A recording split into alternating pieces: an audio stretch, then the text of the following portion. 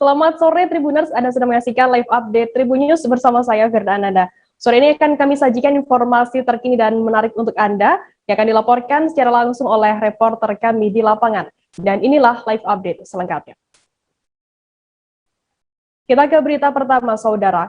Menteri Koordinator Kemaritiman dan Investasi RI, Menko Marves Luhut Binsar Panjaitan, telah menjalani pemeriksaan di Polda Metro Jaya pada Senin 27 September hari ini. Pemeriksaan itu berkaitan dengan laporan yang dilayangkan terhadap aktivis HAM Haris Azhar dan Koordinator Kontras Fathia Maudianti atas dugaan pencemaran nama baik. Dalam pemeriksaan hari ini, pihak Luhut turut menyerahkan barang bukti terkait dengan pelaporan tersebut. Informasi lebih lengkapnya akan disampaikan oleh rekan wartawan kami. Dari Warta Kota Live ada Desi Selviani yang saat ini sudah bersama kami. Halo Desi. Ya, halo, selamat sore Frida. Ya. Desi, bisa Anda jelaskan ada berapa barang bukti yang diserahkan oleh pihak Luhut ini dalam pemeriksaan kali ini? Ya, menurut kuasa hukum Luhut, Junifer Girsang, pihak Luhut menyiapkan 12 barang bukti dalam pemeriksaan laporannya terhadap Haris dan Fathia. 12 barang bukti itu terdiri diantaranya dari video konten YouTube yang diunggah di akunnya Haris, kemudian juga ada bukti-bukti yang menyatakan bahwa konten Haris tidak benar, di mana Luhut tidak terlibat dalam pertambangan di Papua. Kemudian juga ada juga bukti berupa surat 2 kali somasi yang dikirimkan oleh pihak Luhut kepada Haris Azhar terkait dengan penolakan konten video tersebut. Namun somasi tersebut tidak kunjung menemukan titik temu seperti itu. Lantas bagaimana untuk tanggapan dari pihak Luhut sendiri terkait adanya pelaporan ini? Luhut mengatakan bahwa pelaporannya terhadap Haris Azhar ini ingin menjadi pelajaran bagi masyarakat agar dapat bisa mempertanggungjawabkan apapun yang diungkapkan di publik. Menurut Luhut, tidak ada kebebasan yang absolut di mana semua kebebasan harus bisa dipertanggungjawabkan. Maka dari itu, ia ingin kasusnya ini bisa terus bergulir hingga ke pengadilan agar nama baiknya bisa dibersihkan lewat keputusan hakim seperti itu. Lantas, bagaimana? Apa harapan dan pesan mungkin dari Luhut sendiri dalam pelaporan ini? Ya, harapannya sendiri Luhut ingin ini menjadi pelajaran buat publik dan juga nama baiknya yang sempat rusak, terutama juga di mata keluarganya juga bisa diperbaiki gitu dari langkah proses hukum yang diambil. Dia juga berharap tidak ada lagi hal-hal yang kebebasan berekspresi yang bisa merugikan orang lain dengan dalih hak asasi manusia seperti itu. Desi, lantas bagaimana untuk tanggapan dari pihak kepolisian sendiri terkait adanya pelaporan soal pencemaran nama baik yang dilaporkan oleh Luhut ke pihak kepolisian? Ya, polisi sendiri sudah memeriksa laporan yang dilayangkan oleh Luhut terhadap Haris Azhar dan Fathia. Saat ini polisi sudah memanggil Luhut masih dalam status pelapor, sudah memeriksa dari laporan Luhut sendiri. Nanti kedepannya mereka akan memeriksa terlapor, yakni Haris dan Fathia. Kemudian juga kepolisian tetap mengedepankan restoratif justice yang dikedepankan oleh Kapolri dalam surat edarannya terkait laporan-laporan yang berkaitan dengan undang-undang ITE begitu. Baik, Tribuners, tadi jurnalis kami Desi juga sudah melakukan wawancara dengan kuasa hukum Luhut Binsar Panjaitan, Junifer Girsang, dan juga Menteri Koordinator Kemaritiman dan Investasi Luhut Binsar Panjaitan. Berikut liputannya untuk Anda. Jadi itu jalan aja hukumnya. Kita lihat kalau ada tadi disampaikan ke penyidik, ada edaran dari Kapolri itu terjadi, ya aja jalani. Tapi saya ingin sampaikan supaya kita ini semua belajar bahwa tidak ada kebebasan absolut. Sudah berkali-kali kebebasan bertanggung jawab. Jadi jangan mengatakan hanya hak asasi, yang ngomong aja, hak asasi yang diomongin juga kan ada. Jadi saya juga ingin anak cucu saya merasa bahwa saya sebagai orang tuanya, kakeknya membuat kecurangan di Papua. Nah, saya tidak pernah lakukan. Jadi biarlah di pengadilan. Nanti kalau saya kalah ya saya dihukum. Tapi kalau yang melaporkan itu salah ya dia dihukum. Kita kan sama di mata hukum. Pak, tapi kabarnya terlapor ini sudah melaporkan ke Komnas HAM. Ini seperti apa sih Pak? Karena memang mereka katanya udah melakukan penelitian sebelumnya dan di Posko Walhi Ya dan silakan, ya toh dilaporkan Komnas HAM, seharusnya sudah terbalik. Kehormatan nama baik klien kami yang sudah dilanggar secara hak asasi manusia. Kok kita yang dilaporkan? Ya, ini saya lihat opini-opini yang dibentuk sangat menyesatkan. Ya, dan ini pembelajaran yang sangat berharga bagi bangsa ini, sebagaimana tadi beliau katakan. Ya, menyatakan supaya tidak gampang orang memfitnah, mencemarkan. Harus orang yang bertanggung jawab. Silahkan berkreasi, tetapi bahasa beliau, tetapi harus ada etika dan bermartabat. Ya, itu bahasa beliau dan itu sangat tepat. Ya, agar bangsa ini semakin dewasa, agar bangsa ini juga tidak diprovokasi orang-orang yang tidak bertanggung jawab. Masa aksi dari Aliansi Badan Eksekutif Mahasiswa Seluruh Indonesia melakukan aksi unjuk rasa di depan Gedung Merah Putih Komisi Pemberantasan Korupsi KPK, Kuningan, Jakarta pada Senin 27 September hari ini. Sempat terjadi pula aksi saling dorong antara masa aksi dan juga pihak kepolisian di lokasi yang berjarak 50 meter dari gedung KPK.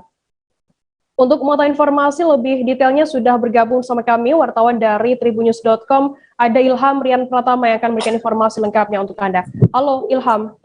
Halo Firda. Ilham, bisa Anda jelaskan bagaimana peristiwa saling dorong tersebut bisa terjadi begitu?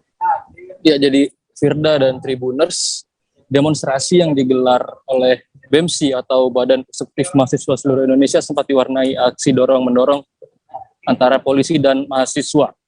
Hal itu terjadi lantaran mahasiswa ingin menemui pimpinan KPK, akan tetapi polisi tidak mengizinkan mereka untuk terus maju ke halaman depan Gedung Merah Putih dan terlibat aksi dorong-mendorong. Seperti itu, Firda.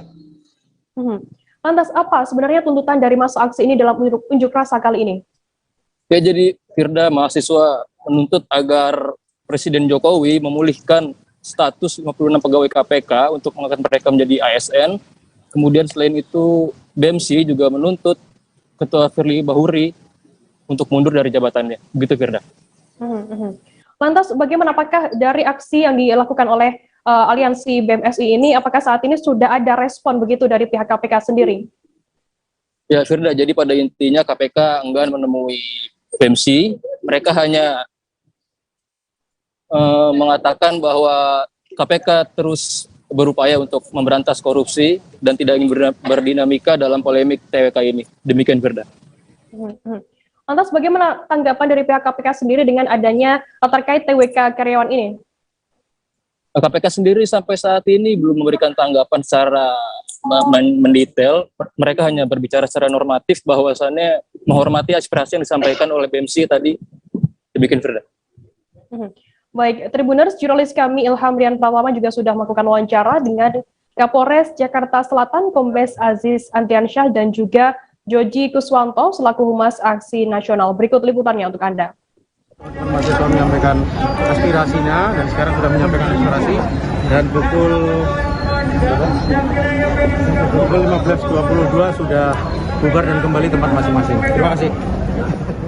Berdasarkan pada dua temuan tersebut sekaligus kajian yang telah kita lakukan di GASAK dan BEMSI, akhirnya kita bersepakat untuk membawa 5 tuntutan yang poin tuntutannya itu adalah mengembalikan harkat dan martabat dari 57 pegawai KPK yang akan dipecat untuk bisa segera dijadikan sebagai ASN. Khususnya ini kita arahkan kepada Presiden Joko Widodo. Kemudian kita ingin agar Presiden mengembalikan harkat dan martabat KPK itu sendiri sebagai marwahnya, yaitu Komisi Pemberantasan Korupsi. Kemudian yang terakhir, kami mengharapkan Pak Firly Bahuri untuk bisa mundur dari jabatannya sebelum mahasiswa yang memaksa Pak Firly Bahuri untuk mundur dari jabatannya karena permasalahan dan ketidakpantasan beliau sebagai calon ketua KPK. Mas, ke depan aksi serupa akan digelar lagi berarti? Iya, benar. Jadi aksi bakal dilaksanakan kembali. Untuk tanggalnya nanti akan ada pemberitahuan secara terbuka dari aliansi GASAK dan juga BEMSI. Kita beralih ke informasi selanjutnya, Saudara. saat Brimob Polda Kaltim mengirimkan 200 personil bawah kendali operasi BKO Polda Papua pada Senin 27 September. Ratusan personel tersebut dikerahkan dalam rangka melakukan pengamanan terhadap PON ke-20 di Papua mendatang. Informasi lebih lengkapnya akan disampaikan oleh rekan wartawan kami dari Tribun Kaltim, ada Muhammad Zain yang saat ini sudah tersambung bersama kami. Halo Zain. Halo, kembali Firda. Zain, bisa Anda jelaskan bagaimana saat ini persiapan dari pihak Brimob sendiri untuk menjelang PON ke-20 Papua nanti? Baik, untuk persiapannya sendiri, ini sudah dimulai sejak 3 hari yang lalu, tepatnya di di hari Sabtu, tanggal 25 September tahun 2021, di mana dari personil yang dikerahkan ke Papua, ini menjalani pemeriksaan kesehatan, baik itu dari tes fisik, kemudian juga termasuk pemeriksaan PCR untuk memastikan mereka terkonfirmasi negatif COVID-19. Kemudian di hari Minggunya, di tanggal 26 September 2021, ini juga ada pemeriksaan terkait kelengkapan terhadap senjata, kemudian amunisi yang akan dibawa menuju ke Papua itu sendiri. Dan kemudian di hari ini, pemeriksaan kembali dilakukan tadi pagi, kurang lebih pada pukul 5.00 waktu Indonesia Tengah, terkait kesiapan personil, baik itu dari segi persiapan, kemudian juga terkait persenjataan yang akan dikerahkan nantinya di selama pengamanan atlet ke Papua itu sendiri. Seperti itu kurang lebih. Zain, lantas apakah saat ini pihak personel ini sudah tiba di Papua dan kapan tibanya, jam berapa tiba di Papua? Baik, untuk personil yang diberangkatkan tadi pagi, saat ini sudah tiba di Papua. Dan untuk jamnya sendiri kurang lebih pada pukul 14.00 waktu Indonesia Timur, seperti itu. Lantas, bagaimana untuk harapan dari pihak Brimob sendiri terkait dengan pengamanan khusus begitu di PON ke-20 Papua ini? Baik, kalau untuk secara pengamanan sendiri dari pihak Brimob, yakni diwakili oleh Komandan Satuan Brimob, mengatakan untuk pengamanan diharapkan agar bisa berjalan maksimal dan berjalan sesuai dengan yang sudah disampaikan dan dilakukan pelatihan sebelumnya, agar tidak ada miskomunikasi antar petugas, karena memang untuk petugas sendiri ini sudah dikirimkan dalam 2 gelombang. Yang pertama sebanyak 17, kemudian yang untuk hari ini dikirimkan sebanyak 200. Diharapkan dari 217 personel ini bisa menjalankan fungsinya secara maksimal. Kemudian di samping itu, dari Komandan Satuan Brimob sendiri berharap agar dari atlet yang dikirimkan ke Papua bisa meraih juara dan bisa kembali untuk mengharumkan nama Kalimantan Timur. Kurang lebih seperti itu, Firda. Baik, terima kasih rekan jurnalis dari Tribun Kaltim Muhammad Zain atas laporannya. Selamat bertugas kembali. Tribuners, seusai jeda kami akan kembali dengan informasi menarik lainnya. Tetaplah di Live Update. Oke, apa kabar Bang Aris di sini untuk strateginya? Kalau saya sendiri di Gimik 37 ini yang semalam baru mulai, Apa yang dirasakan saya udah Kapten Hitam? Sebenarnya aku nggak ngerasa itu penangkapan atau penggerbegan atau apapun itu. Karena gini loh, posisinya aku Kriteria. Jadi kita mengenal disebut dengan stroke yang tidak berdarah dengan stroke yang berdarah. Stroke yang tidak berdarah itu biasanya ditandai dengan adanya penyumbatan. Kalau itu terjadi di sini mungkin pikirnya tidak ke situ kali ya. Tapi kalau di Korea atau di Kamboja itu ada beberapa paper yang saya itu mas, ya dulunya tukang koran. Oh gitu ya. Tukang koran. Ya saya baca itu Pak. Tuh kan pernah baca kan? Ya. Jadi kalau saya jadi tanggal itu udah bersyukur banget. Si anak ini dijadikan sebagai tersangka begitu. Ya kalau ini kita bicara yang di luar kasus Sidoarjo ya. Dengan nama hujan shower, di mana terdapat batas jelas antara daerah hujan dan tidak hujan yang biasanya terjadi pada fase awal mature stage atau tahap berbahaya dewasa. itu Kang. Jadi mulai artinya terjadinya perlembekan. Nah itu untuk penetrasi akan sulit. Gitu ya. Dok saya ini menurut saya memang tidak mudah, bukan urusan tanah diambil. Kalau misalnya Amerika Serikat sekarang, Rasulullah mengatakan dalam sebuah hadis bahwa berpuasa di 6 hari Syawal itu. Oke, apa kabar Bang Aris di sini untuk strateginya? Kalau saya sendiri di Gimik 37 ini yang semalam baru mulai, saya udah Sebenarnya aku nggak ngerasa itu penangkapan atau penggerbegan atau apapun itu, karena gini loh, posisinya aku kriteria.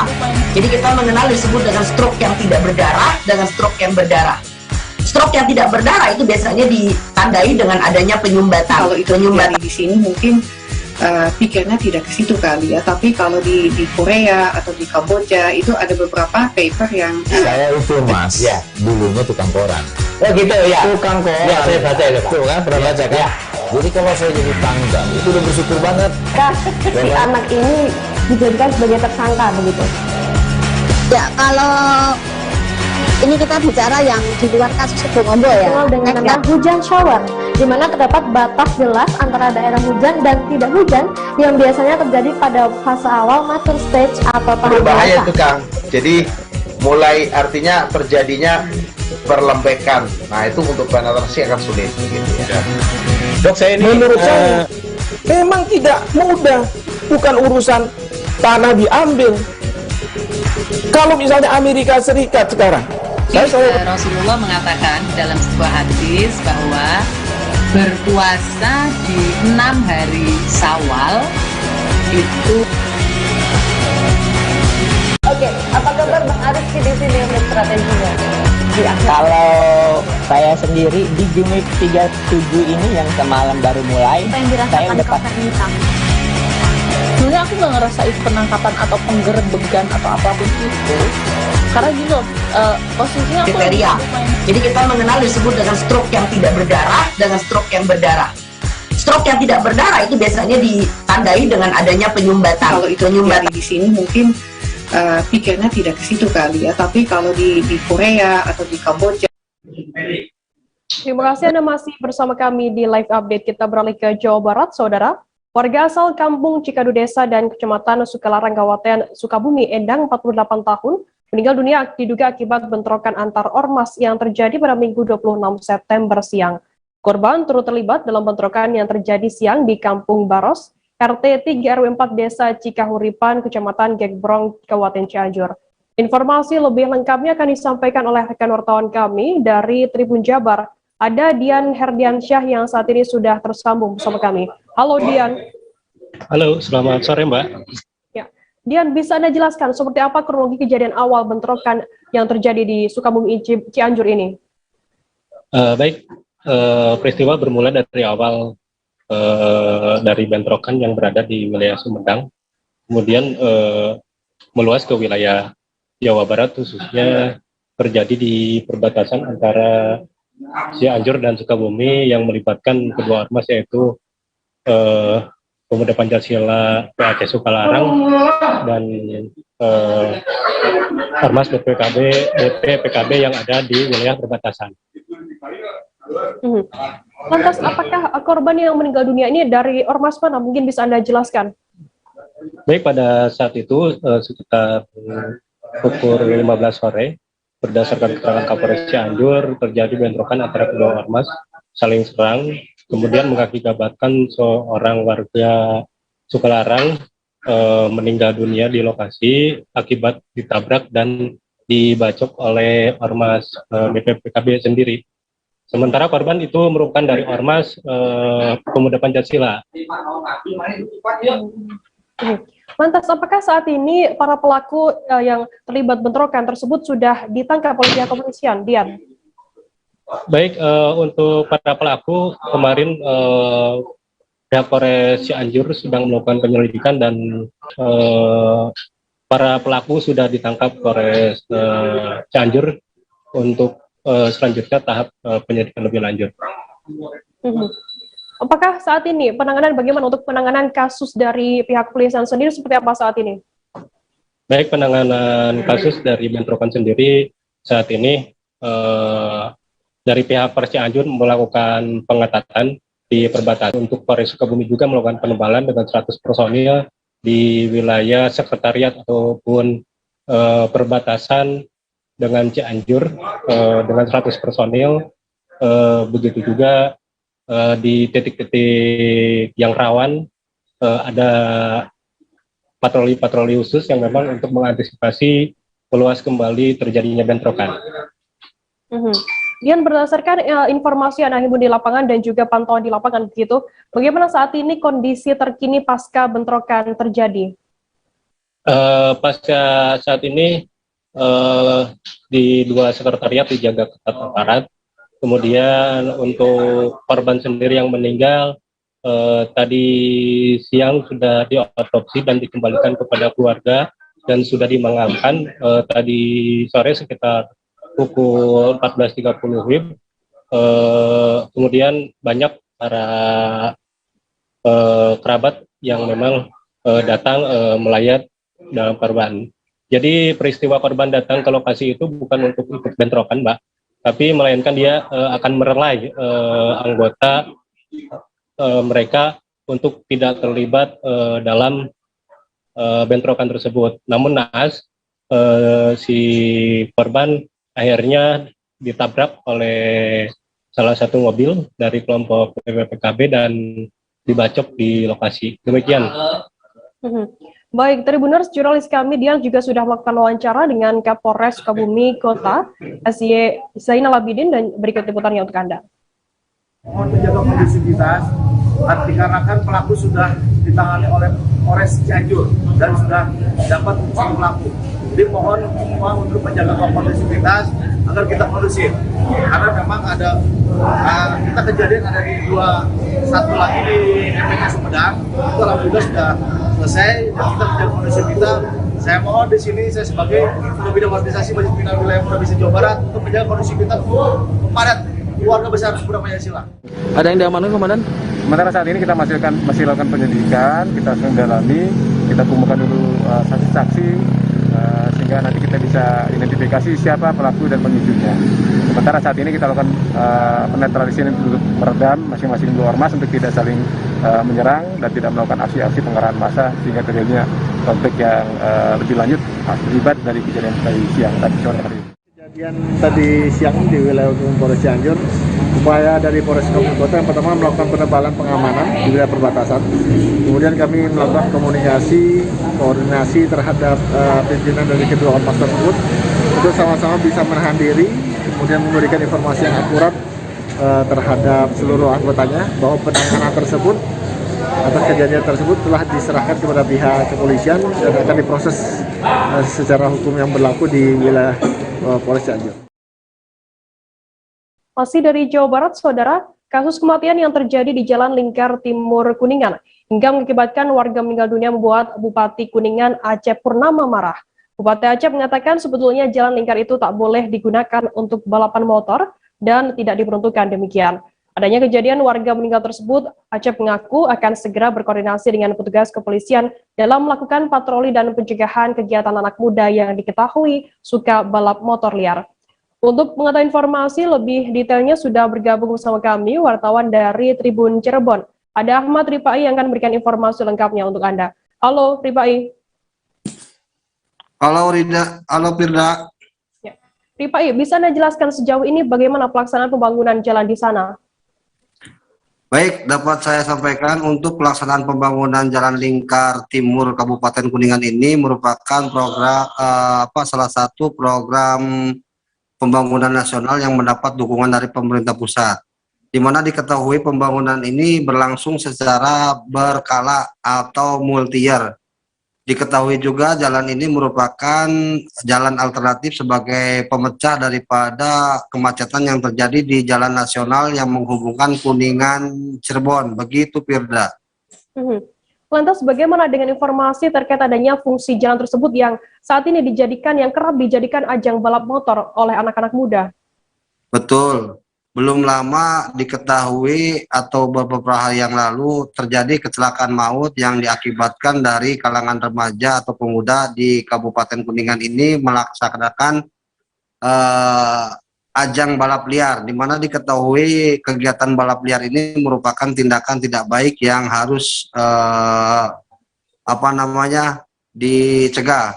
Begitu pula dengan tindakan Bupati Kabupaten Kuningan Haji Acep Purnama tadi ketika diwawancara menyebutkan bahwa kondisi dan peruntukan jalan itu tidak boleh sama sekali dipergunakan untuk balap liar atau hal yang tidak memberikan manfaat bagi masyarakat. Begitu, Firda.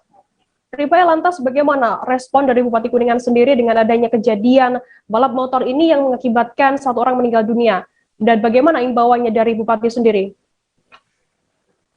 Belum lama tadi Bupati Kuningan di sela kegiatan saat kami wawancara, Bupati Kuningan tentu sangat marah dengan kejadian akibat daripada kecelakaan maut yang dilangsungkan dari kegiatan anak muda melalui balap liar tersebut.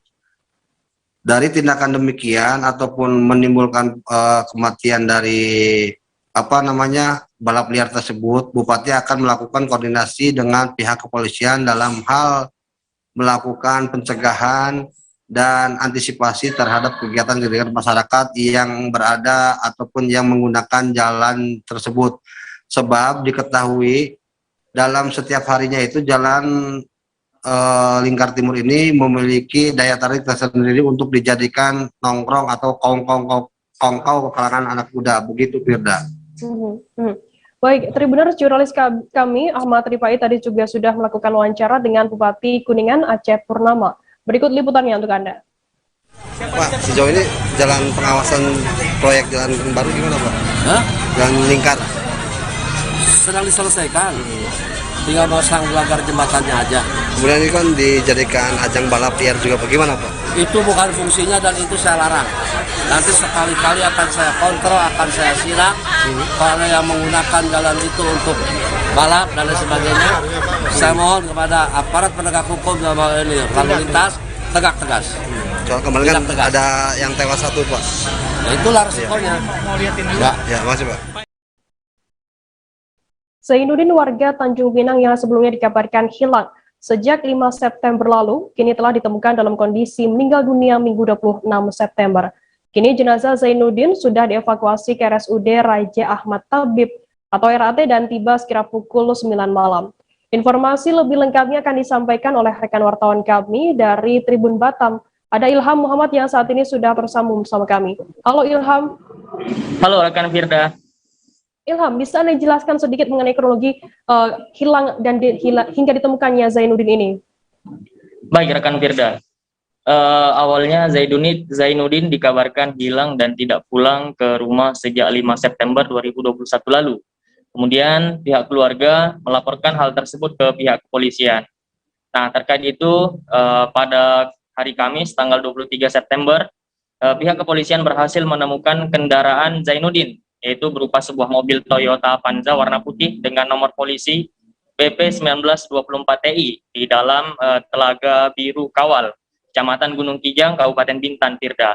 Nah, berkat kerja keras kepolisian akhirnya tidak lama berselang setelah ditemukan kendaraan milik Zainuddin, kini Zainuddin telah ditemukan pihak kepolisian di daerah Kecamatan Gunung Kijang pada Minggu 26 September 2021 lalu. Ilham, lantas bagaimana respon dari pihak keluarga sendiri saat mengetahui Zainuddin ini telah ditemukan dalam kondisi meninggal dunia? Baik rekan Firda, bahwa Zainuddin saat ditemukan itu sudah dalam kondisi tidak bernyawa dan kondisinya itu sudah di dalam keadaan terkubur ya Firda. Nah, kemudian pihak kepolisian mengevakuasi jenazah Zainuddin ke Rumah Sakit Umum Daerah Raja Ahmad Tabib Tanjung Pinang pada Minggu 26 September malam. Jenazah RSUD RAT tampak istri Zainuddin, Eni Marlina, terlihat sedih, begitupun kerabatnya yang lain. Nah, tatapan mata Reni terlihat kosong yang menandakan kekhawatirannya dan kesedihannya, begitu rekan Firda.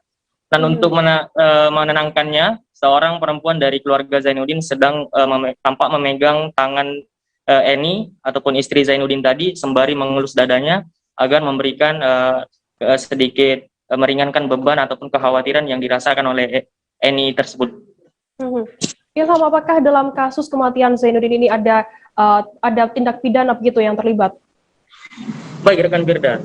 Nah, terkait dengan itu hingga saat ini pihak kepolisian belum memberikan penjelasan apakah kematian dari Zainuddin tersebut terdapat indikasi tindak pidana ataupun tidak.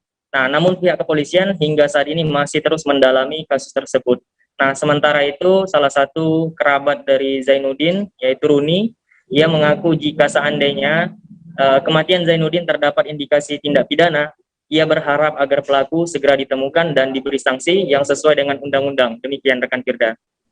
Baik, terima kasih rekan jurnalis dari Tribun Batam Ilham Muhammad atas laporannya. Selamat bertugas kembali. Tribuners, kita akan jeda sejenak. Kami masih akan menyajikan informasi menarik untuk Anda selesai ini. Tetaplah di live update. Oke, apa kabar Bang Aris di sini untuk strateginya? Kalau saya sendiri di Jumit 37 ini yang semalam baru mulai, saya udah pasti. Sebenarnya aku nggak ngerasa itu penangkapan atau penggerbegan atau apapun itu. Karena gini loh, posisinya apa? Kriteria. Jadi kita mengenal disebut dengan stroke yang tidak berdarah dengan stroke yang berdarah. Stroke yang tidak berdarah itu biasanya ditandai dengan adanya penyumbatan. Kalau itu penyumbatan di sini mungkin pikirnya tidak ke situ kali ya, tapi kalau di Korea atau di Kamboja itu ada beberapa paper yang saya itu mas, ya dulunya tukang koran. Oh gitu ya, Tukang koran. Ya, saya baca itu Pak. Tuh kan, pernah baca kan? Ya. Jadi kalau saya jadi tanggal itu udah bersyukur banget. Si anak ini dijadikan sebagai tersangka begitu. Ya, kalau ini kita bicara yang di luar kasus Sebong Ombo ya. Dengan nama hujan shower, di mana terdapat batas jelas antara daerah hujan dan tidak hujan yang biasanya terjadi pada fase awal mature stage atau tahap Berbahaya dewasa. itu Kang. Jadi mulai artinya terjadinya perlembekan. Nah itu untuk penetrasi akan sulit begitu ya. Dok, saya ini menurut saya memang tidak mudah, bukan urusan tanah diambil. Kalau misalnya Amerika Serikat sekarang, Rasulullah mengatakan dalam sebuah hadis bahwa berpuasa di 6 hari Syawal itu. Oke, apa kabar Bang Aris di sini untuk strateginya? Kalau saya sendiri di Jumit 37 ini yang semalam baru mulai, saya udah pasti. Sebenarnya aku nggak ngerasa itu penangkapan atau penggerbegan atau apapun itu. Karena gini loh, posisinya apa? Kriteria. Jadi kita mengenal disebut dengan stroke yang tidak berdarah dengan stroke yang berdarah.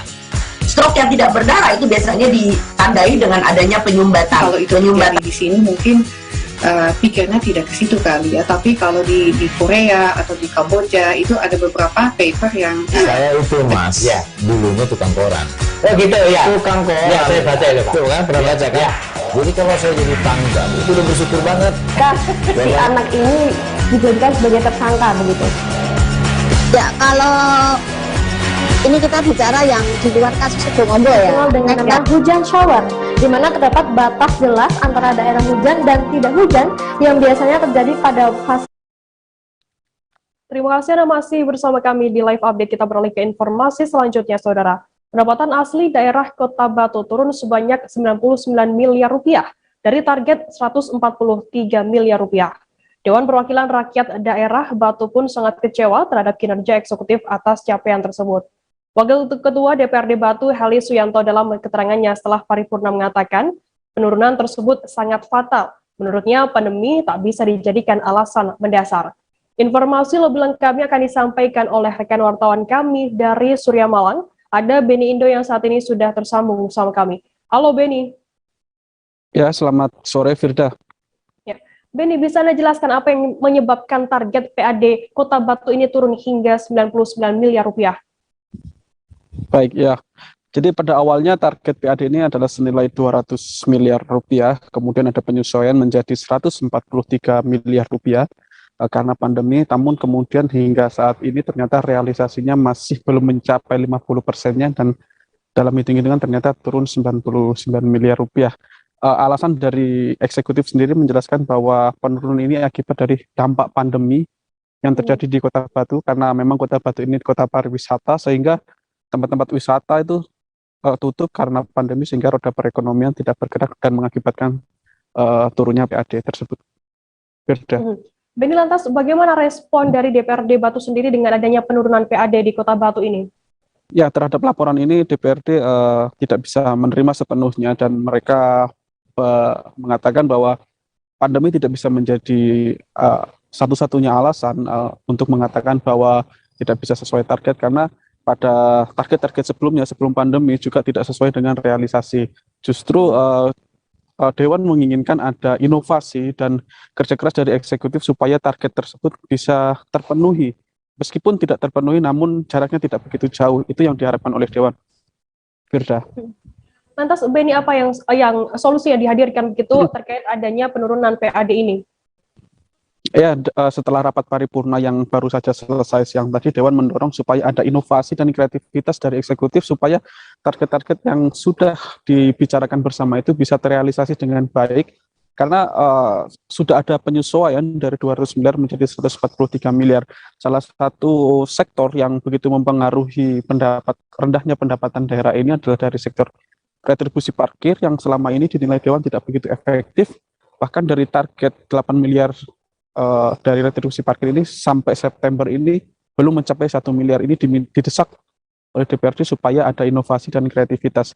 Sedangkan Pemkot Batu sendiri melalui wali kotanya Dewan Tirpoko mengatakan saat ini masih ada penyesuaian manajemen sehingga kontribusi dari retribusi parkir ini masih belum maksimal. Baik, Tribuners, jurnalis kami Beni Indo tadi juga sudah melakukan wawancara dengan Wakil Ketua DPRD Batu Heli Suyanto. Berikut liputannya untuk Anda. Itu ceritanya gimana itu, Pak? Penurunan APBD 99 ya. Iya. PAD. Iya. Iya. Oh iya. Ya intinya DPRD Kota Batu kecewa. Bukan alasan pandemi yang membuat PAD itu menurun, tapi bagaimana kinerjanya dinas terkait untuk menggali potensi-potensi yang sudah ada. Bahwa kita ketahui beberapa tempat usaha baru itu kan belum ditarik terkait pajak dan retribusi. Ini harusnya pemerintah daerah jemput bola terkait hal-hal seperti itu. Istilahnya jangan pasif gitu. Mereka kan digaji untuk aktif dan dapat TPP yang besar. Nah, itu kan harusnya mereka lebih aktif. Mau Batu itu paling jauh itu kan 20 kilo. Sudah siap dengan alat-alat tersebut. Nah, ini tinggal bagaimana aplikasinya dinas terkait untuk memonitor pemasangan tagging box itu di masing-masing objek pajak BP, wajib pajak. Jajaran Satlantas Mapolres Oku Selatan yang dipimpin langsung oleh Kasatlantas Ibtu Muryanto mengangkut belasan motor berknalpot tidak standar alias knalpot brong. Razia yang dipusatkan di jantung kota Terminal Muara 2 Jalan Raya Ahmad Yani, Kelurahan Pasar Muara 2, Kecamatan Muara 2, Oku Selatan karena dianggap meresahkan masyarakat. Informasi lebih lengkapnya akan disampaikan oleh rekan wartawan kami dari Sriwijaya Pos. Ada Alan yang saat ini sudah tersambung bersama kami. Halo Alan. Ya, halo Firda. Ya. Alan, bisa Anda jelaskan kapan dimulainya razia ini yang dilakukan berkelanjutan tersebut dan di wilayah mana saja akan dilakukan razia? Iya Firda, untuk razia knalpot brong atau knalpot racing yang tidak standar ini dilakukan mulai Sabtu 25 September beberapa hari lalu. Hanya sekitar 2 hari yang lalu yang dimulai pada malam hari itu pada Sabtu malam. Razia ini secara berkesinambungan dilakukan di titik-titik yang biasa menjadi tempat razia yang seperti di Terminal Muara 2 yang ramai dilalui oleh kendaraan dan juga di depan di wilayah Pasar Muara 2 yaitu di depan kantor Pos Gedung Kesenian dan juga di depan kantor Mapolres Oku Selatan. Untuk terpantau sementara ini seperti itu, Berda. Alan, ada berapa total kendaraan yang sudah diamankan oleh pihak kepolisian dan apa punishment dan atau hukuman begitu yang dijatuhkan kepada pelanggar kendaraan?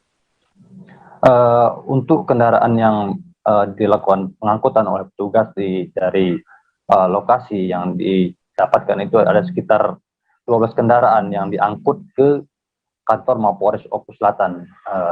Kendaraan tersebut atau pengendara yang membawa knalpot racing atau knalpot brong yang bising tersebut dilakukan punishment atau hukuman ditilang oleh tugas kepolisian dan juga selain penilangan juga harus mengambil kendaraan tersebut dan tidak boleh lagi menggunakan knalpot brong tersebut dengan saat pengambilan itu harus membawa knalpot racing. Seperti itu, Berda.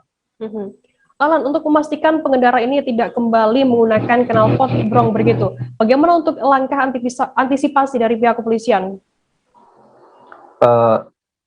Kepada pengendara diwajibkan oleh kepolisian untuk mengambil kendaraan tersebut, jadi agar mereka tidak menggunakan lagi atau sebagai efek jerah agar di kemudian hari atau ke depannya tidak menggunakan knalpot racing lagi.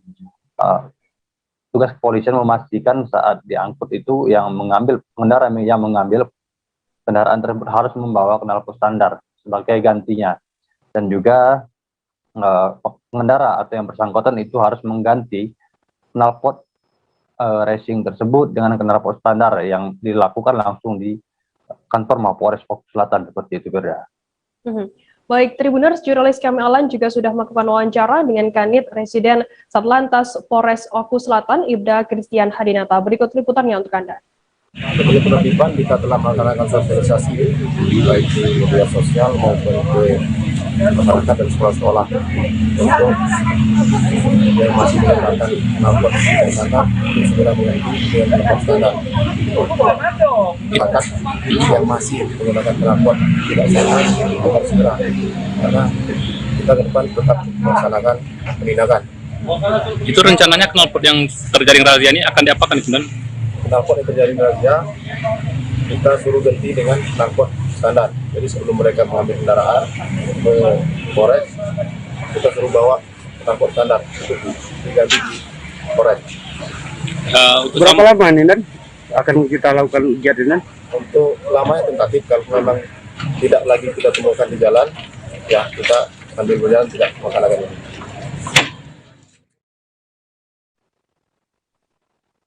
Seorang warga dilaporkan hanyut di sungai di Nagari Padang Sibusuk, Kecamatan Kupitan, Kabupaten Sejunjung, Provinsi Sumatera Barat. Korban dilaporkan hanyut pada Sabtu 25 September. Selanjutnya, tim SAR dari Pos Pencarian dan Pertolongan 50 Kota melakukan operasi pencarian. Informasi lebih lengkapnya akan disampaikan oleh rekan wartawan kami dari Tribun Padang. Ada Rezi Aswar yang saat ini sudah tersambung bersama kami. Halo Rezi. Iya, sudah. Rezi, bisa Anda jelaskan bagaimana identitas korban sendiri yang hanyut dan ini hanyut kapan begitu? Iya, untuk identitas korban sendiri ya bernama Chandra, warga Tanjung Palu, Kabupaten Sejunjung, Provinsi Sumatera Barat, di mana awalnya dilaporkan hanyut di aliran sungai pada Sabtu 25 September 2021. Rezi, lantas bagaimana kronologi korban ini bisa hanyut begitu di sungai tersebut? Iya, berdasarkan data dari kantor SAR Padang yang menurunkan pos SAR dari Kabupaten maupun Kota menyebutkan bahwa korban ini pulang dari berburu rusa dan melewati aliran sungai, namun tiba-tiba ada air bah saat dia melintasi sungai sehingga terbawa arus. Lantas bagaimana saat ini proses pencarian dari korban sendiri di sungai tersebut, Rezi? Iya, sejak Sabtu petugas tim SAR gabungan telah melakukan pencarian di aliran sungai. Pada pencarian hari kedua, petugas sempat mengalami kendala karena aliran sungai masih berwarna keruh, sehingga pencarian sempat dihentikan dan dilanjutkan pada hari ini. Tepatnya sekitar pukul 7.35 waktu Indonesia bagian Barat tadi, korban berhasil ditemukan oleh petugas tim SAR dengan jarak 8 km dari lokasi kejadian. Lantas bagaimana kondisi korban ini saat ditemukan oleh tim pencari, Rezi? Iya, untuk kondisi korban sendiri saat ditemukan tadi pagi dengan kondisi meninggal dunia dan dibawa ke Puskesmas Kupitan di sekitar lokasi kejadian. Itu, Firda. Baik, Tribuners, jurnalis kami Rezi Aswar juga sudah melakukan wawancara dengan Koordinator Pos Pencarian dan Pertolongan 50 Kota, Robi Saputra, dan berikut liputannya untuk Anda. Pada hari Sabtu, tanggal 25 September 2021, Posar 50 Kota menerima laporan bahwa telah terjadi orang hilang di daerah Sijunjung atas nama Chandra, 42 tahun, alamat Tanjung Ampalu, Sijunjung. Kronologis, survivor pergi berburu rusa. Setelah mendapatkan hewan buruan rusa tersebut, survivor hendak menyeberangi sungai, tetapi pas menyeberangi sungai terjadi luapan air yang besar, yaitu air bah, dan survivor dibawa oleh air. Upaya yang dilakukan SAR gabungan yaitu mencari korban dengan dua cara, yaitu di air dan di darat. Pada hari ketiga, survivor ditemukan berjarak dari lokasi kejadian ke tempat ditemukan kurang lebih 8 km di daerah Nagari Pamuatan, Kecamatan Kupitan, Sijunjung. Kondisi korban yaitu MD dan dibawa langsung ke Puskesmas Kupitan. Tribuners, kita akan jeda sejenak, tetaplah di live update. Oke, apa kabar Bang Aris di sini untuk strateginya? Kalau saya sendiri di Gimik 37 ini yang semalam baru mulai, saya udah pasti. Sebenarnya aku nggak ngerasa itu penangkapan atau penggerbegan atau apapun itu, karena gini loh, posisinya aku kriteria. Jadi kita mengenal disebut dengan stroke yang tidak berdarah dengan stroke yang berdarah. Stroke yang tidak berdarah itu biasanya ditandai dengan adanya penyumbatan. Kalau itu terjadi di sini mungkin pikirnya tidak ke situ kali ya, tapi kalau di Korea atau di Kamboja itu ada beberapa paper yang saya itu mas, ya dulunya tukang koran. Oh gitu ya, Tukang koran. Ya, saya baca itu Pak. Tuh kan, pernah baca kan? Jadi kalau saya jadi tanggal itu udah bersyukur banget. Si anak ini dijadikan sebagai tersangka begitu. Ya, kalau ini kita bicara yang di luar kasus Sukomobo ya. Dikenal dengan nama hujan shower, di mana terdapat batas jelas antara daerah hujan dan tidak hujan yang biasanya terjadi pada fase awal mature stage atau tahap Berbahaya dewasa. itu Kang. Jadi mulai artinya terjadinya perlembekan. Nah itu untuk penetrasi akan sulit. Gitu, ya. Dok, saya ini menurut saya memang tidak mudah, bukan urusan tanah diambil. Kalau misalnya Amerika Serikat sekarang, Rasulullah mengatakan dalam sebuah hadis bahwa berpuasa di 6 hari Syawal itu. Oke, apa kabar Bang Aris di sini untuk strateginya? Kalau saya sendiri di Gimik 37 ini yang semalam baru mulai, saya udah pasti. Sebenarnya aku nggak ngerasa itu penangkapan atau penggerbegan atau apapun itu, karena gini loh, posisinya aku kriteria. Jadi kita mengenal disebut dengan stroke yang tidak berdarah dengan stroke yang berdarah. Stroke yang tidak berdarah itu biasanya ditandai dengan adanya penyumbatan. Kalau itu terjadi di sini mungkin pikirnya tidak ke situ kali ya, tapi kalau di Korea atau di Kamboja itu ada beberapa paper yang saya itu mas, ya dulunya tukang koran. Oh gitu ya, Tukang koran. Ya, saya baca itu Pak. Tuh kan, pernah baca kan? Jadi kalau saya jadi tanggal itu udah bersyukur banget. Si anak ini dijadikan sebagai tersangka begitu. Ya, kalau ini kita bicara yang di luar kasus Sukomobo ya. Dikenal dengan nama hujan shower, di mana terdapat batas jelas antara daerah hujan dan tidak hujan yang biasanya terjadi pada fase awal mature stage atau tahap Berbahaya dewasa. itu Kang. Jadi mulai artinya terjadinya perlembekan. Nah itu untuk penetrasi akan sulit. Gitu, ya. Dok, saya ini menurut saya memang tidak mudah, bukan urusan tanah diambil. Kalau misalnya Amerika Serikat sekarang, Rasulullah mengatakan dalam sebuah hadis bahwa berpuasa di 6 hari Syawal itu. Oke, apa kabar Bang Aris di sini untuk strateginya? Kalau saya sendiri di Gimik 37 ini yang semalam baru mulai, saya udah pasti. Sebenarnya aku nggak ngerasa itu penangkapan atau penggerbegan atau apapun itu, karena gini loh, posisinya aku kriteria. Jadi kita mengenal disebut dengan stroke yang tidak berdarah dengan stroke yang berdarah. Stroke yang tidak berdarah itu biasanya ditandai dengan adanya penyumbatan. kalau itu terjadi di sini mungkin pikirnya tidak ke situ kali ya, tapi kalau di Korea atau di Kamboja itu ada beberapa paper yang Saya itu mas, ya dulunya tukang koran. Oh gitu ya, Tukang koran. Ya, saya baca itu Pak. Tuh kan, pernah baca kan?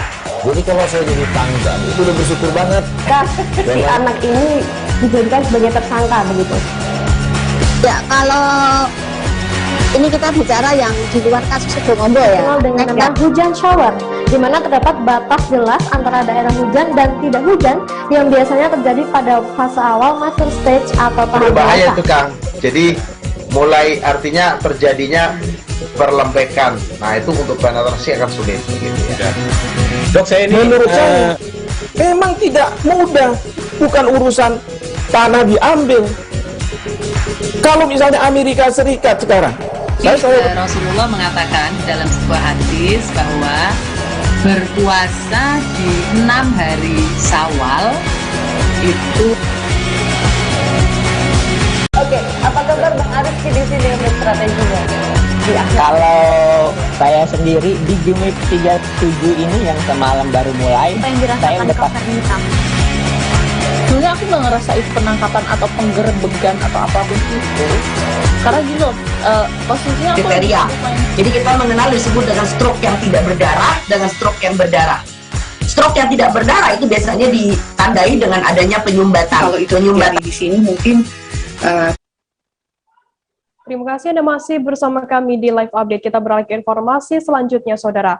Satu persatu pengunjung hingga pegawai kafe di Pangkal Pinang, Kepulauan Bangka Belitung, diperiksa sertifikat vaksin COVID-19 oleh tim gabungan pada Sabtu 26 September malam. Setidaknya ada 3 kafe yang menjadi sasaran razia tim gabungan dari TNI Polri, Satuan Polisi Pamung Praja, BPBD, Dinas Kesehatan hingga Dinas Perhubungan Kota Pangkal Pinang, yakni Kedai 8 dan Indigo Long, Tela Kopi, serta La Bangka.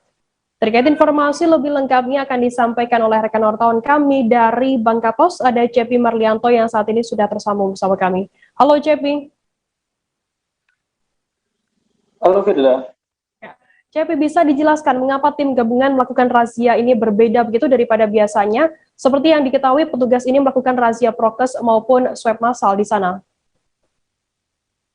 Iya. Seperti yang diketahui memang pada Sabtu 25 September 2021 kemarin, tepatnya waktu malam hari, tim gabungan dari TNI Polri, Satuan Polisi Pamung Praja, BPBD, Dinas Kesehatan hingga Dinas Perhubungan melakukan razia vaksinasi COVID-19 di 3 buah kafe yang ada di Kota Pangkal Pinang. Memang untuk razia kali ini memang beda seperti biasanya, di mana sebelumnya memang untuk petugas tim gabungan sendiri memang biasanya melakukan razia prokes maupun swab massal. Akan tetapi untuk pada Sabtu malam kemarin petugas gabungan melakukan razia vaksinasi. Hal ini seperti yang diutarakan oleh Kepala Dinas Kota Pangkal Pinang, Dr. Mas Agus Hakim, yang mengatakan bahwa razia ini dilakukan sebagai upaya serbuan vaksinasi COVID-19 guna mencapai herd immunity atau kekebalan kelompok bagi masyarakat Pangkal Pinang. Seperti yang diketahui, sampai saat ini sudah sekitar 1.500 orang dari total 1.669 orang di Pangkal Pinang sudah melakukan vaksinasi tahap pertama, begitu Firda. Cepi, dalam razia tersebut apakah ada penolakan begitu dari para pengunjung atau mungkin ada pengunjung yang membandel begitu? Ya, dalam pelaksanaan sendiri waktu Sabtu malam kemarin memang tidak ada penolakan dari petugas, maksudnya ada penolakan dari pengunjung. Hal itu karena seperti yang diketahui berdasarkan wawancara dari seorang pengunjung, memang sebelumnya dia sendiri sempat tidak mengetahui bahwa akan dilakukan razia tersebut, tapi para pengunjung sendiri menyambut antusias dengan adanya vaksin tersebut. Dan tidak ada penolakan dari pengunjung disebabkan saat razia tersebut petugas dari Satpol PP telah menjaga di pintu masuk maupun keluar kafe-kafe tersebut sehingga para pengunjung tidak ada bisa yang maksudnya tidak ada yang bisa kabur dari lokasi tersebut. Begitu Firda. Cepi, untuk kedepannya begitu razia seperti ini apakah akan tetap dilakukan oleh tim gabungan di sana? Oke, baik. Berdasarkan keterangan dari Wakapolres Pangkal Pinang, Kompol Teguh Setiawan, untuk razia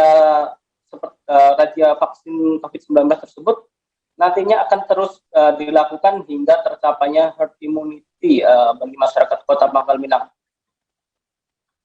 Selain itu, untuk operasi vaksinasi COVID-19 nantinya tetap akan disandingkan dengan operasi justisi. Untuk keduanya sendiri akan dilakukan seimbang. Jika tidak dilakukan, hal itu ditakutkan akan membuat masyarakat lengah akan protokol kesehatan. Begitu, Firda. Baik, Tribuners, jurnalis kami Cepi tadi sudah melakukan wawancara dengan pengunjung kafe Riko Ardiansyah dan juga Kepala Dinas Kesehatan Kota Pangkal Pinang, Mas Agus Hakim. Berikut liputannya untuk Anda.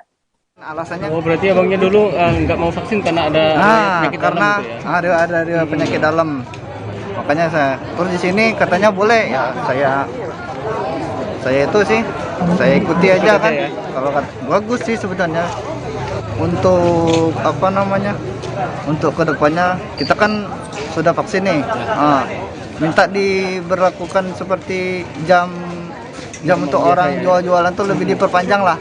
Karena kan kita sudah divaksin, di normal lagi lah, karena kita sudah divaksin kan.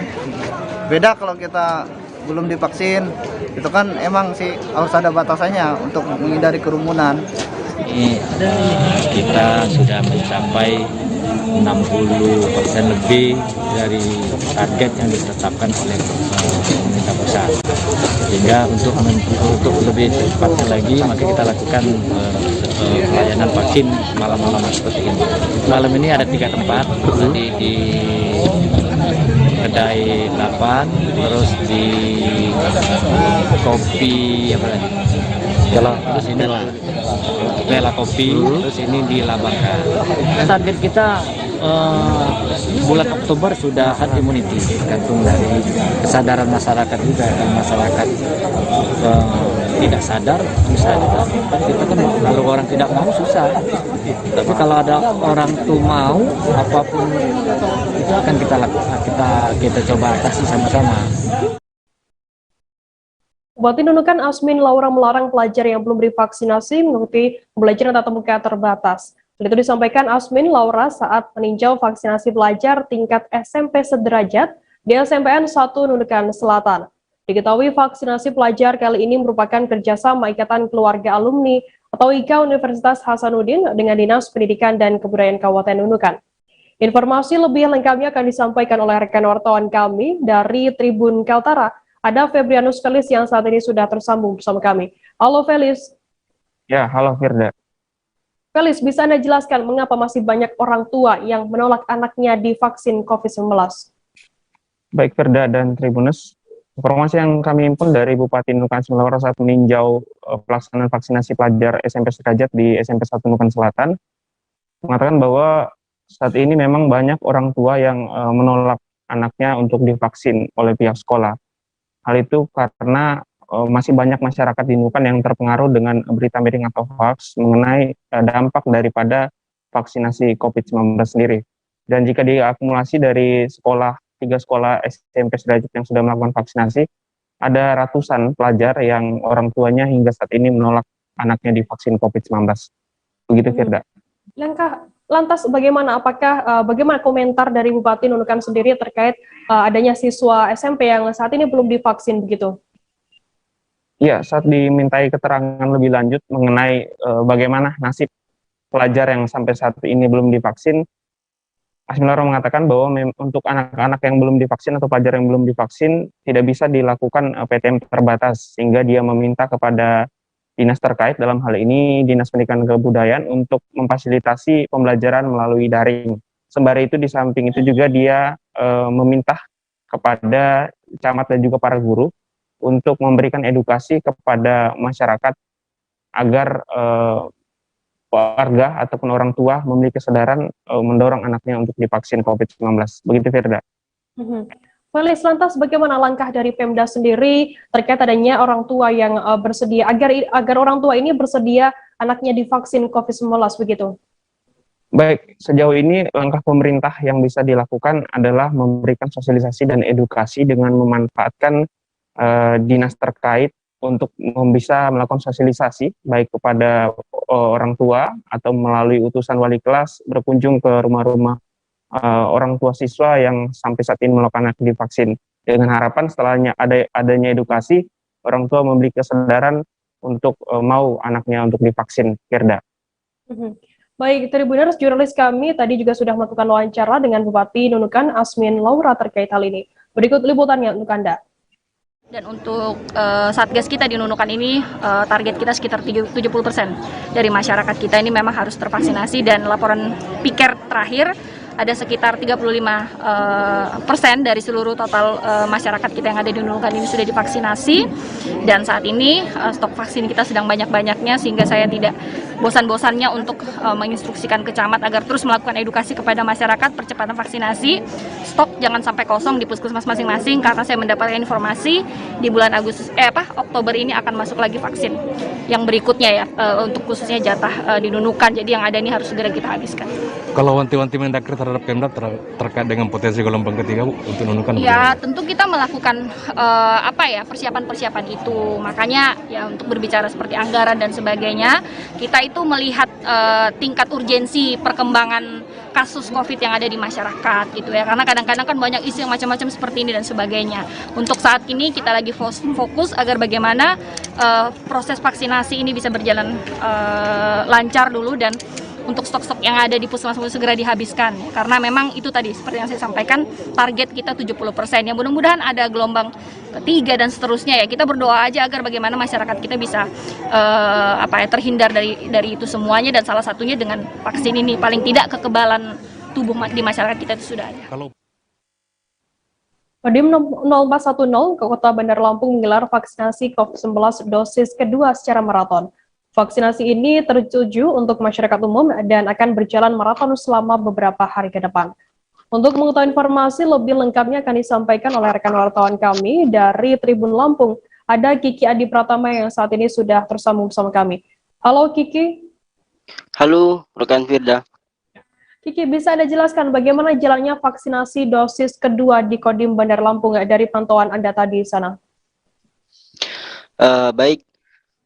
Yang pertama perlu disampaikan bahwa hari ini memang Kodim 0410 Kota Bandar Lampung kembali melaksanakan gelaran vaksinasi COVID-19 untuk tahap yang kedua. Dan menurut pantauan yang sudah dilakukan tadi bahwa masyarakat sangat antusias mengikuti vaksinasi untuk dosis kedua yang dilakukan oleh Kodim 0410 Kota Bandar Lampung, dan memang pelaksanaan ini terus dilakukan oleh Kodim 0410 Kota Bandar Lampung yang juga menggandeng tenaga kesehatan dari pemerintah Kota Bandar Lampung khususnya untuk puskesmas setempat. Kemudian juga ada sekitar ratusan yang mengikuti pelaksanaan vaksinasi tersebut untuk dosis kedua pada hari ini, Firda.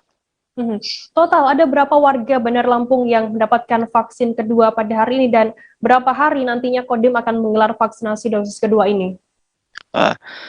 Untuk sementara ini Kodim 0410 Kota Bandar Lampung sudah melakukan vaksinasi untuk 26.417 orang khususnya masyarakat Kota Bandar Lampung, yang memang Kodim 0410 Kota Bandar Lampung sendiri melaksanakan vaksinasi ini sudah sejak pada bulan Mei lalu hingga sekarang tercatat 26.417, dan memang kegiatan ini terus dilakukan oleh Kodim 0410 Kota Bandar Lampung sampai betul-betul menyukseskan program daripada pemerintah pusat untuk terus memvaksin masyarakat yang ada di Kota Bandar Lampung, begitu Firda. Kiki, lantas dalam proses vaksinasi dosis kedua ini, Kodim ini melibatkan unsur atau lembaga dari mana saja? Baik, untuk unsur yang dilibatkan dalam proses pelaksanaan vaksinasi ini memang Kodim 0410 Kota Bandar Lampung hanya menggandeng Satgas COVID-19 dan tenaga medis dari pemerintah Kota Bandar Lampung. Dengan tenaga medis pemerintah Kota Bandar Lampung itu mereka bisa melakukan vaksin dan pelaksanaan vaksin pun bisa berjalan dengan lancar, begitu Firda. Baik, terima kasih rekan jurnalis dari Tribun Lampung Kiki Adi Pratama atas laporannya. Selamat bertugas kembali. Tribuners, selesai jeda kami akan kembali dengan informasi menarik lainnya. Tetaplah di Live Update. Oke, apa kabar Bang Aris di sini untuk strateginya?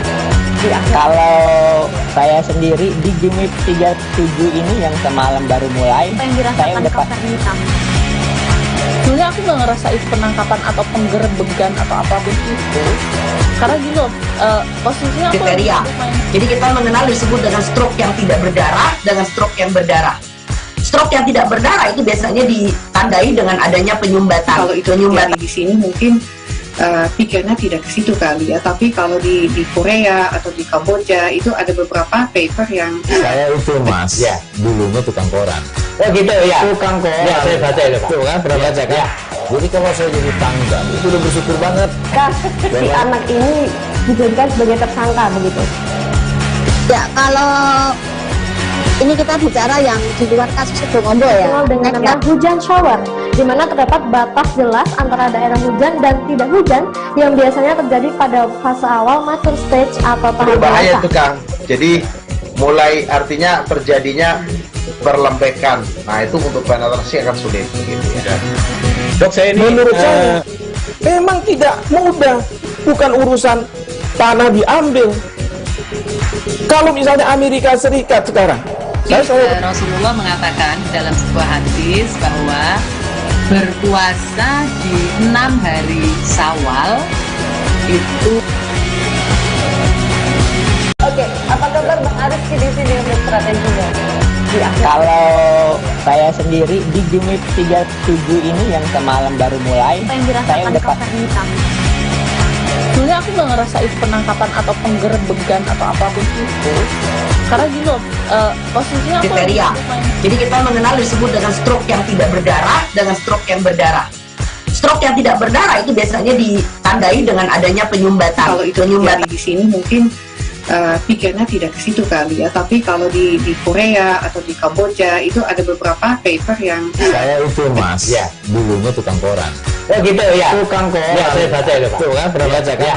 Jadi kalau saya jadi tangga, itu udah bersyukur banget. Si anak ini dijadikan sebagai tersangka begitu. Ya, kalau ini kita bicara yang di luar kasus Sido Ngombo ya. Dikenal dengan nama hujan shower, di mana terdapat batas jelas antara daerah hujan dan tidak hujan yang biasanya terjadi pada fase awal mature stage atau tahap Berbahaya dewasa. itu Kang. Jadi mulai artinya terjadinya berlembekan. Nah itu untuk penetrasi akan sulit. Gitu, ya. Dok, saya ini menurut saya memang tidak mudah, bukan urusan tanah diambil. Kalau misalnya Amerika Serikat sekarang, Rasulullah mengatakan dalam sebuah hadis bahwa berpuasa di 6 hari Syawal itu. Oke, apa kabar Bang Aris di sini untuk strateginya? Kalau saya sendiri di Jumit 37 ini yang semalam baru mulai, saya udah pas. Sebenarnya aku nggak ngerasa itu penangkapan atau penggerebekan atau apapun itu, karena gini loh, posisinya aku kriteria. Jadi kita mengenal disebut dengan stroke yang tidak berdarah dengan stroke yang berdarah.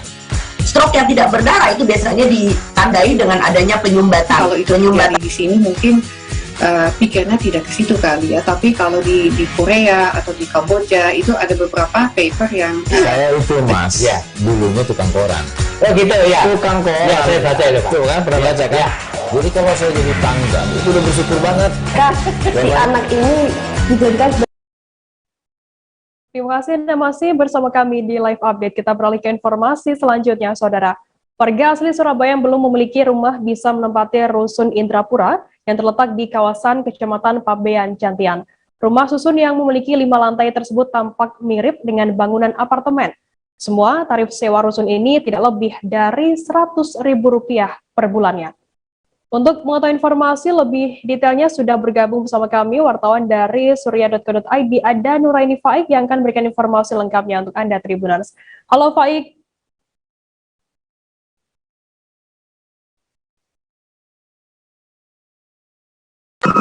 Halo, iya. Selamat sore.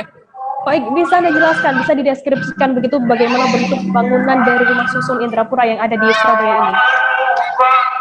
Baik ya, para Tribuners, saat ini saya persis berada di kawasan Rusun Indrapura, Surabaya. Nah, persis di belakang saya bisa dilihat, ini adalah kondisi saat ini rusun yang serasa apartemen. Cukup membayar Rp43.000 per bulan di lantai 5 dan Rp96.000 di lantai 1. Ini adalah 5 lantai yang sudah tuntas dibangun 2019, karena tahun 20 sebenarnya sudah bisa ditempati, tapi karena ini masih menunggu proses sehingga saat ini baru 17 yang menempati.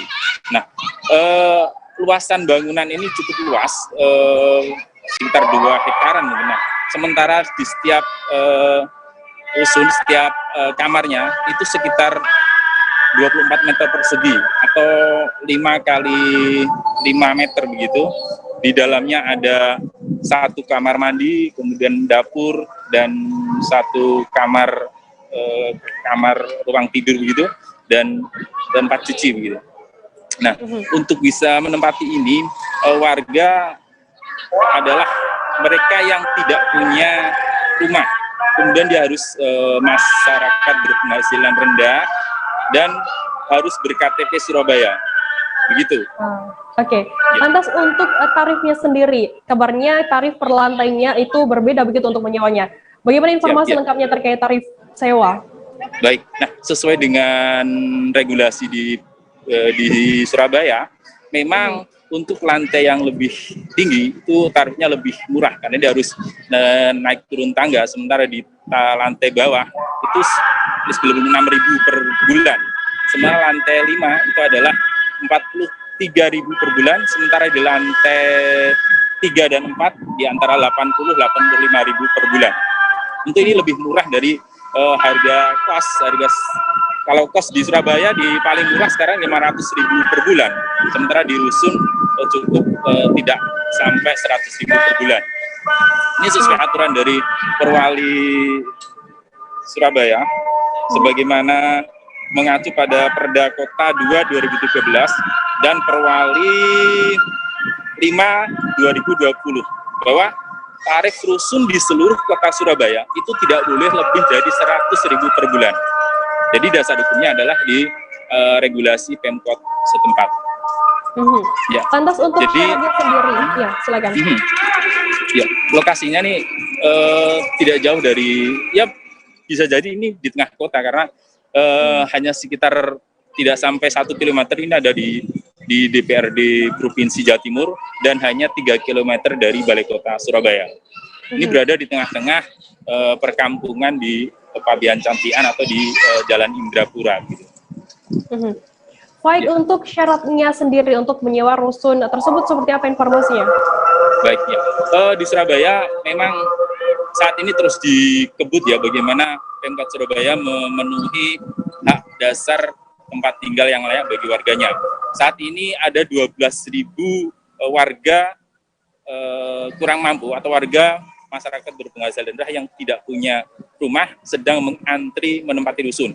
Sementara di Kota Surabaya saat ini baru ada 22 rusun yang dikelola oleh Pemkot Surabaya. Nah, sementara yang ini yang saya berada di Indrapura ini adalah rusun yang termasuk tergolong baru, selain ada beberapa rusun yang lain.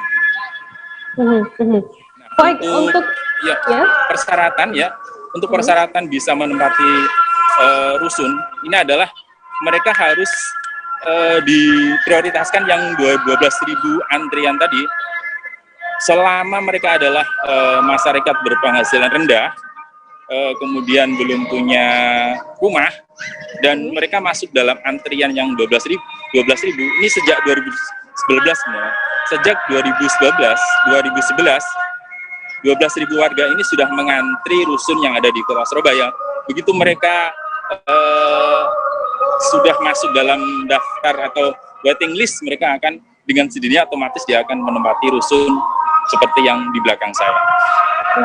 Untuk saat ini sudah menampung berapa keluarga begitu untuk rusun Indrapura Surabaya ini?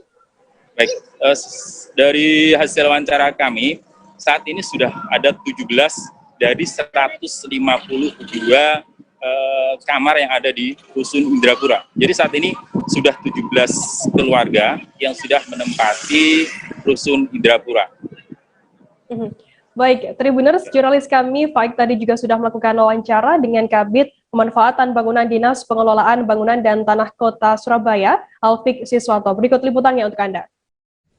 Memang segera ditempati, memang terkait kendala kemarin itu untuk relokasi warga Sumbo yang notabene blok di sana itu ada kerusakan berat, dan akhirnya direlokasi ke sini. Kemarin itu kan tahun 2020 ini sudah selesai 2019 akhir 2020 pihak warga penghuni rusun Sumbo direlokasi ke sini.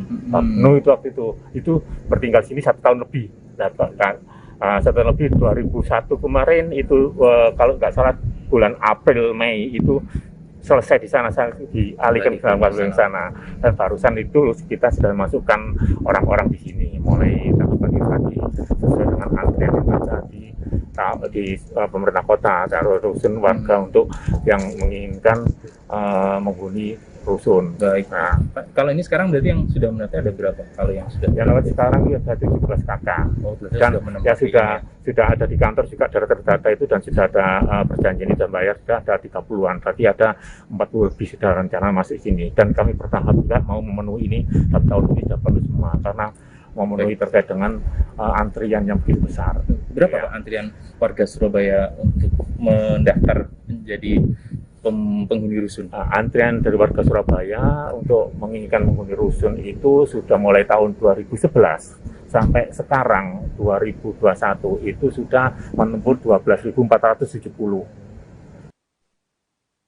Melinus Gombo, 22 tahun, mahasiswa Politeknik Negeri Manado jurusan Teknik Mesin, mengukir prestasi gemilang. Putra Papua ini berhasil menciptakan mesin pemarut. Keunggulan mesin ini adalah hasil parutannya lebih banyak dan lebih halus. Untuk mengetahui informasi lebih lengkapnya akan disampaikan oleh rekan wartawan kami dari Tribun Manado. Ada Arthur Rompis yang saat ini sudah tersambung bersama kami. Halo Arthur. Ya, selamat sore Firda dan Tribuners. Arthur, bisa Anda jelaskan apa yang mendorong adanya penciptaan alat ini begitu? Ya, ini sebenarnya adalah tugas akhir dari mahasiswa yang bersangkutan ya. Melinus itu, jadi untuk merampungkan tugas akhirnya dia harus membuat salah satu karya. Dan kebetulan karya tersebut memang sangat sesuai dengan menghasilkan sesuatu inovasi, karena dengan alat parut itu bisa lebih cepat parutannya, menampung lebih banyak kelapa atau komoditi, dan juga lebih halus. Jadi ini menambah nilai ekonomis bagi petani, dan juga oleh karena itu dari pihak Politeknik Negeri Manado memberikan apresiasi kepada yang bersangkutan. Demikian, Firda.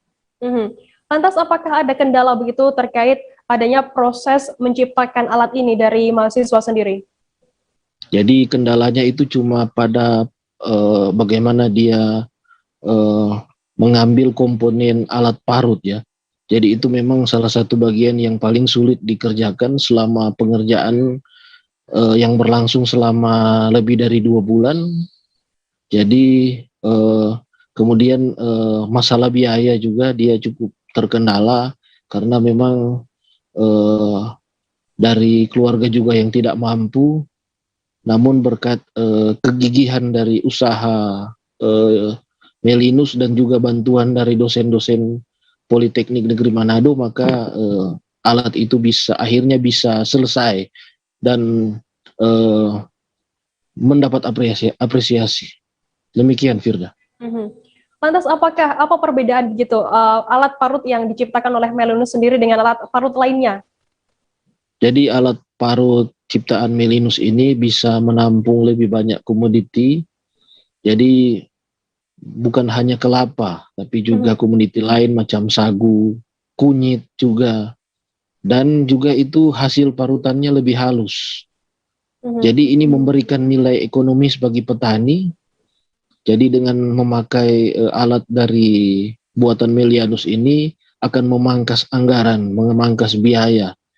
Jadi 2 kali lebih cepat dan 2 kali lebih murah. Jadi itu yang ditawarkan oleh alat yang ditawarkan oleh Melinus ini, dan ini akan segera dibawa ke industri dan ditawarkan ke pemerintah untuk dikembangkan lebih jauh. Demikian, Firda. Arthur, bisa Anda jelaskan mungkin berdasarkan informasi yang Anda dapat di lapangan begitu, apakah nantinya alat ini akan dibawa ke Papua terkait Melinus sendiri, mengingat Melinus adalah warga asli Papua begitu? Ya, dari yang bersangkutan memang bercita-cita untuk membangun daerahnya, karena memang di daerahnya memang banyak sekali sagu, banyak sekali kunyit dan lain-lainnya yang memang masih diolah secara manual. Jadi itu memberikan lebih banyak biaya bagi petani. Jadi dengan adanya alat ini, dia berkerinduan untuk supaya alat ini bisa berguna bagi para petani di Papua. Namun juga bukan hanya petani di Papua, tapi juga petani Sulawesi Utara, di Manado yang banyak mengandalkan keuntungan dari komoditas kelapa. Demikian, Firda. Baik, Tribuners, jurnalis kami tadi juga sudah melakukan wawancara dengan Melinus Gombo, 22 tahun, mahasiswa Politeknik Negeri Manado yang menciptakan alat parut yang berkualitas berikut. Berikut liputannya untuk Anda. Yang membuat mesin tenaga listrik ini karena dulunya masyarakat bisa membuat dengan manual biasa lama, tapi karena dengan menggunakan mesin listrik bisa mempercepat kebutuhan. Dan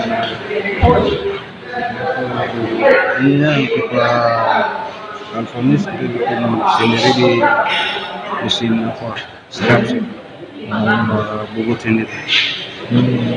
Jadi waktu yang diperlukan untuk menyelesaikan ini berapa lama?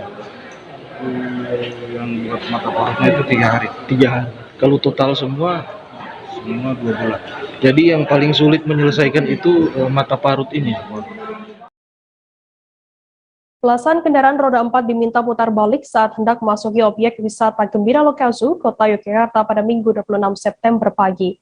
Para pengemudi itu diminta menjauhi objek wisata Gembira Lokazu lantaran kendaraan yang dibawa berplat ganjil. Sementara hari tersebut bertepatan dengan tanggal genap. Untuk mengetahui informasi lebih lengkapnya sudah bergabung sama kami wartawan dari Tribun Jogja. Ada Miftahul Huda yang akan memberikan informasi lengkapnya untuk Anda Tribuners. Halo Huda. Ya, halo rekan Firda, selamat sore. Huda, bisa Anda jelaskan bagaimana saat ini penerapan ganjil genap di Kota Yogyakarta? Baik, sejak tanggal 25 September ini, Pemkot Jogja dari Satlantas Polresta Yogyakarta telah memberlakukan penerapan ganjil genap khususnya di tempat-tempat objek wisata. Nah, sejauh ini baru ada 7 objek wisata yang sudah menerapkan ganjil genap, diantaranya wisata Tebing Breksi, wisata Pinus Mangunan, wisata Pengger Bantul, dan termasuk Gembira Lokazu. Selanjutnya ada wisata Seribu Batu di Bantul dan Candi Boko serta Merapi Park Seman. Begitu, Firda. Untuk tujuannya sendiri, bisa Anda jelaskan terkait penerapan ganjil genap di Kota Yogyakarta ini seperti apa informasinya? Baik, jika di kota-kota besar seperti Jakarta, penerapan ganjil genap mungkin untuk mengurai kemacetan. Sementara di DIY ini, penerapan ganjil genap bertujuan supaya lebih mengurangi kerumunan karena kita tahu semua bahwa DIY sekarang ini sudah turun level 3 dan dikhawatirkan akan menjadi penumpukan wisatawan. Demikian, Firda. Udah bisa Anda gambarkan mungkin penerapan ganjil genap di objek wisata Gembira Lokazu ini seperti apa? Baik, pantauan kami di hari Minggu kemarin memang banyak sekali belasan kendaraan roda 4 yang diminta menjauh dari objek wisata Gembira Lokazu karena pada hari Minggu kemarin bertepatan dengan tanggal genap, namun kendaraan yang menuju ke objek wisata Gembira Lokazu justru kebanyakan dari plat-plat ganjil seperti itu, Firda. Dan perlu diketahui bahwa penerapan ganjil genap di DIY ini hanya berlaku pada akhir pekan atau di hari-hari Sabtu dan Minggu. Demikian, rekan Firda. Udah lantas, apakah dari pihak kepolisian sendiri adakah menemui kendala begitu saat penerapan ganjil genap di Yogyakarta? Baik, sejauh ini dari pihak kepolisian setelah dikonfirmasi belum menemukan kendala, khususnya di objek-objek wisata, karena memang dari pihak kepolisian sudah mendirikan beberapa tenda penjagaan begitu. Namun ada satu kendala khususnya di penerapan di Jalan Malioboro, karena saat ini Pemkot Jogja dan juga Pemda DIY serta pihak kepolisian masih mendiskusikan apakah Jalan Malioboro termasuk objek wisata atau hanya sentra pusat perbelanjaan. Demikian, rekan Firda. Udah, lantas untuk penerapan aturan ganjil genap ini akan diberlakukan hingga kapan di Kota Yogyakarta?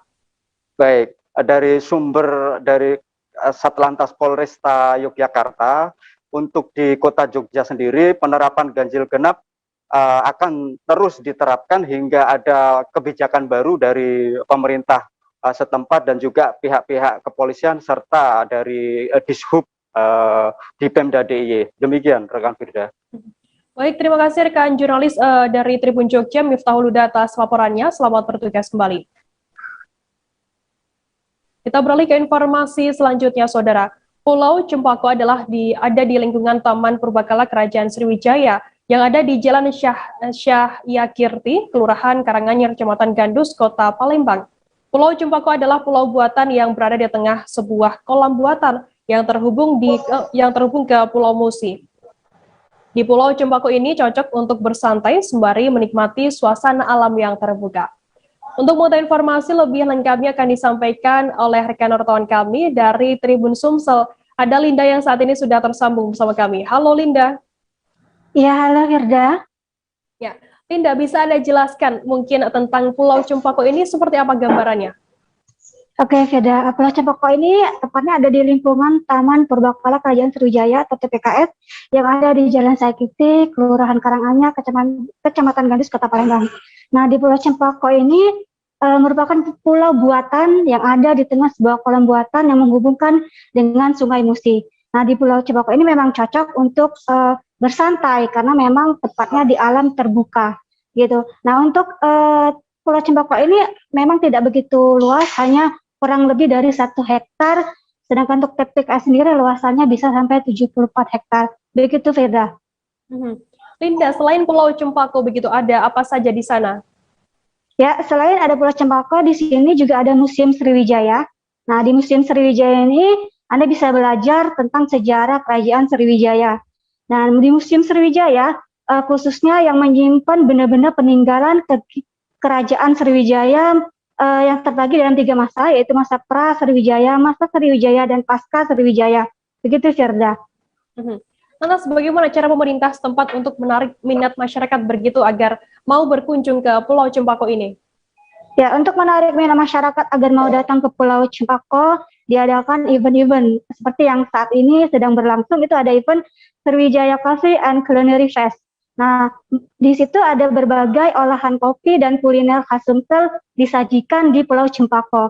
Bahkan tadi Gubernur Sumsel Hemmanderu juga sempat mendatangi secara langsung di Pulau Cempaka dan menikmati secangkir kopi. Nah, sebagai informasi, untuk masuk ke Pulau Cempaka ini melalui TPKS itu harganya hanya Rp5.000. Tapi jika ingin masuk juga ke museum, hanya menambah 3.500 saja. Nah, untuk Pulau Cempaka ini dibuka dari hari Minggu sampai dengan hari Selasa, sedangkan hari Selasa atau sampai hari Minggu, sedangkan hari Seninnya itu libur. Begitu, Firda. Baik, tadi jurnalis kami Linda, Tribuners juga sudah melakukan wawancara dengan Alfa Syahrizal, Kepala Disbudpar Provinsi Sumsel, dan Hermanderu, Gubernur Sumatera Selatan. Berikut liputannya untuk Anda. Alhamdulillah, Pak Gubernur juga mengakui bahwa selama ini Pak Gubernur hanya datang kalau di depan museum. Tapi Pulau Cempaka ini sudah kita kondisikan sebagai daerah kawasan wisata atau destinasi wisata untuk relaksasi, untuk orang santai. Kenapa? Ya di alam terbuka, di tengah kota kan kita jarang ada alam terbuka. Maka dari itu kami kondisikan Taman Wisata Kerajaan Sriwijaya ini menjadi sebuah taman di samping untuk mempelajari atau untuk sebagai edukasi untuk belajar tentang sejarah keberbakalaan Kerajaan Sriwijaya.